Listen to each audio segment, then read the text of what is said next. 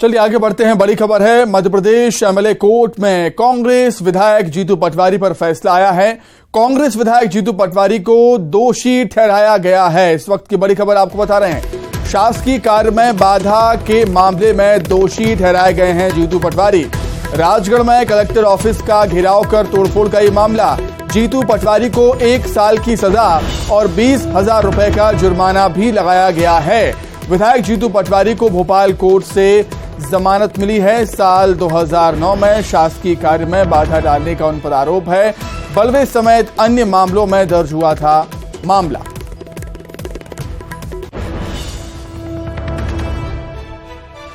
तो बड़ी खबर राजधानी भोपाल से एमपी एमएलए कोर्ट में कांग्रेस के विधायक जीतू पटवारी पर फैसला आया। कांग्रेस के विधायक जीतू पटवारी को दोषी पाया गया, दोषी ठहराया गया है।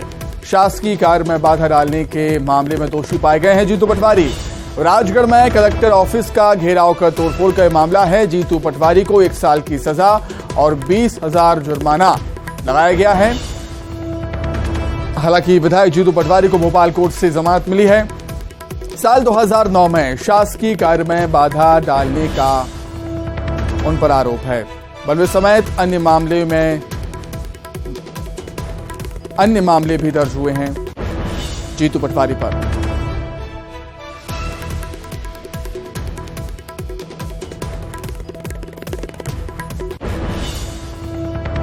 बड़ी खबर राजधानी भोपाल से एमपी एमएलए कोर्ट में कांग्रेस विधायक जीतू पटवारी पर फैसला आया। जीतू पटवारी को दोषी पाया गया है मामले में। शासकीय कार्य में बाधा डालने के मामले में दोषी पाए गए हैं जीतू पटवारी। राजगढ़ में कलेक्टर ऑफिस का घेराव कर तोड़फोड़ का यह मामला। जीतू पटवारी को 1 साल की सजा और 20,000 रुपए का जुर्माना लगाया गया है। विधायक जीतू पटवारी को भोपाल कोर्ट से जमानत मिली है।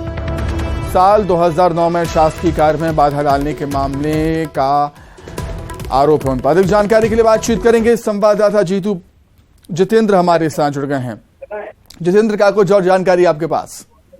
बिल्कुल सुमित, अगर बात करें तो एमपी एमएलए कोर्ट में आज जो है कांग्रेस के विधायक जीतू पटवारी इन्हें पेश होना पड़ा, क्योंकि इन पर एक मामला था कि 2009 में इन्होंने शासकीय कार्य में बाधा डाली थी और वहीं पर राजगढ़ कोर्ट में। मैं रोकना चाहूंगा आपको। जीतू पटवारी क्या कुछ कह रहे हैं वो सुन लेते हैं। कानून व्यवस्था पे पूरा भरोसा है कांग्रेस पार्टी के एक कार्यकर्ता को, संविधान को मानने वाले एक नागरिक को। इस नाते जो फैसला कोर्ट ने दिया सर माथे पर सर विदित है कि राहुल गांधी जी भी इसी तरह के राजनीतिक प्रतिशोध की भावना से अपनी लोकसभा की सदस्यता गंवाई है। उनको भी संसद से निलंबित किया गया, सजा हुई। मुझे भी पिछले दिनों विधानसभा से निलंबित किया गया एक सत्र के लिए, और आज जो कोर्ट ने सजा दी वो भी सर माथे पे।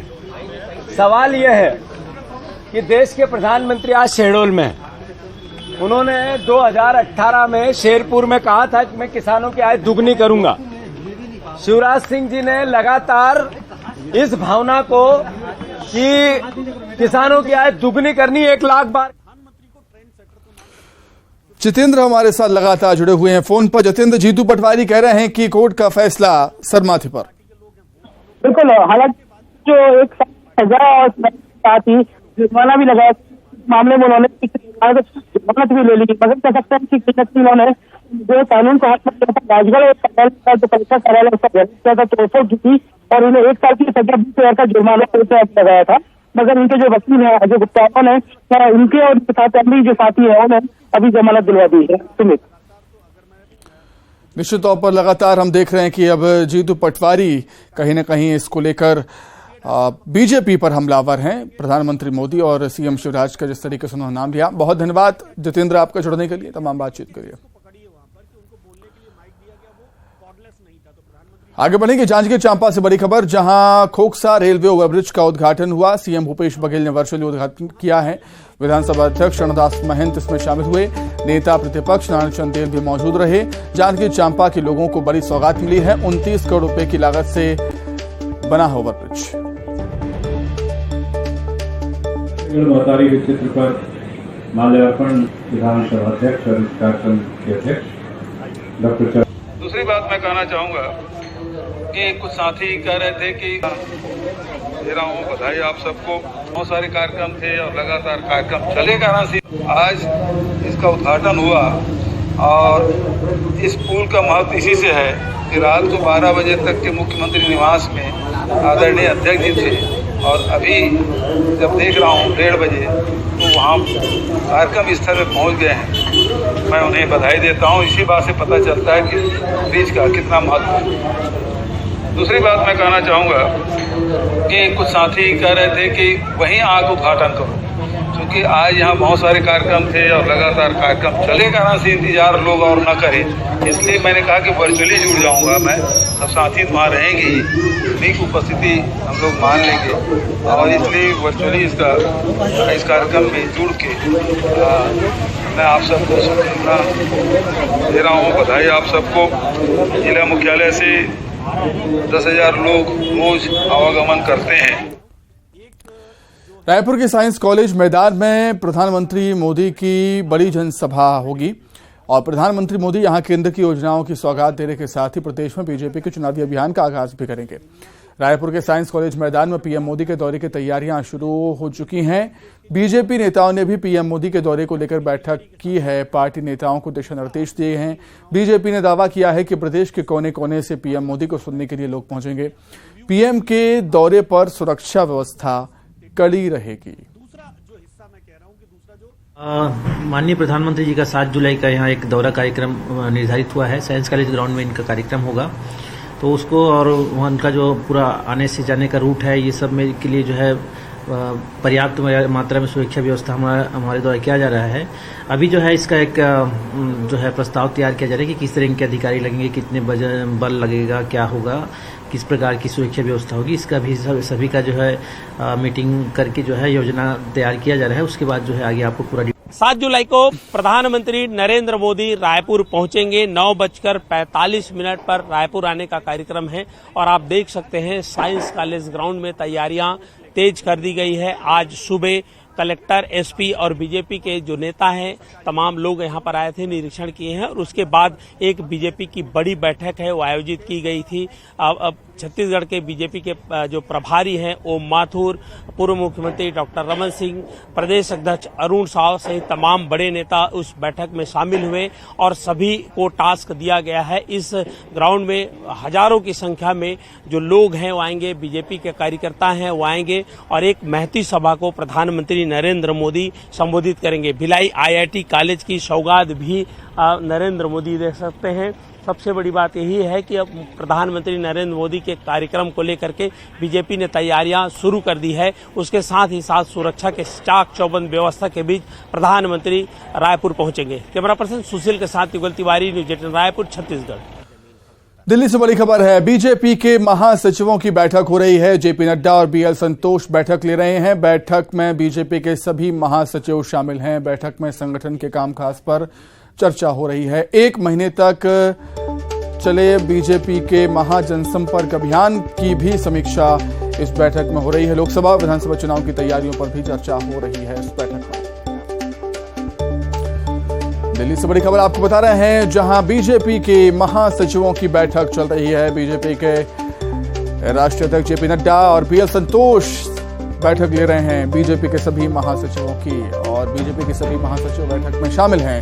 बैठक में संगठन के कामकाज पर चर्चा हो रही है। 1 महीने तक चले बीजेपी के महाजनसंपर्क अभियान की भी समीक्षा इस बैठक में हो रही है। आने वाले लोकसभा चुनाव और जिन जिन राज्यों में विधानसभा चुनाव होने हैं उन चुनावों की तैयारियों पर भी चर्चा इस बैठक में हो रही है।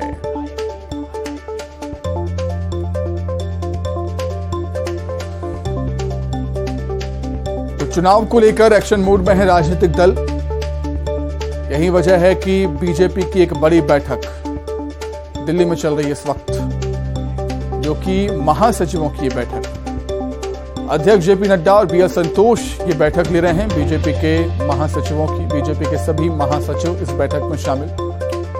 बैठक में संगठन के कामकाज पर चर्चा हो रही है और 1 महीने तक जो बीजेपी का महाजनसंपर्क अभियान चला था उसकी भी समीक्षा इस बैठक में हो रही है। लोकसभा विधानसभा चुनाव की तैयारियों पर भी इस बैठक में चर्चा की जा रही है। तो बड़ी और अहम बैठक राजधानी दिल्ली में इस वक्त बीजेपी की जारी है। चुनाव से जुड़े हर विषय पर इस बैठक में चर्चा हो रही है। जेपी नड्डा और बीएल संतोष ये बैठक ले रहे हैं। बीजेपी के सभी महासचिव इस बैठक में शामिल हैं।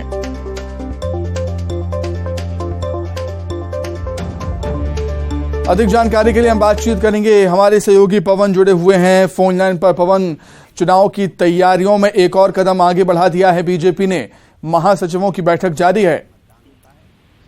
देखिए, बीजेपी लगातार अब चुनावी मोड में उतर आई है और लगातार चुनाव को लेकर मंथनों और बैठकों का दौर जारी है।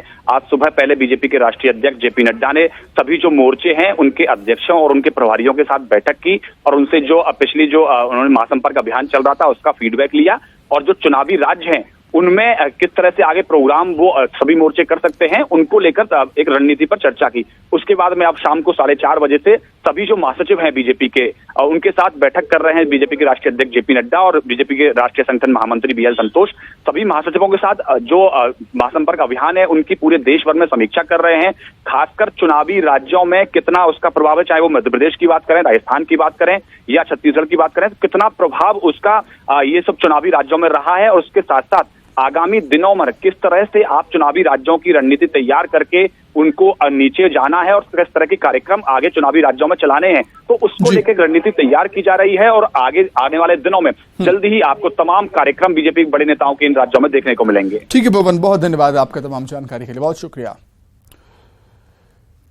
इसी के साथ ही बुलेटिन में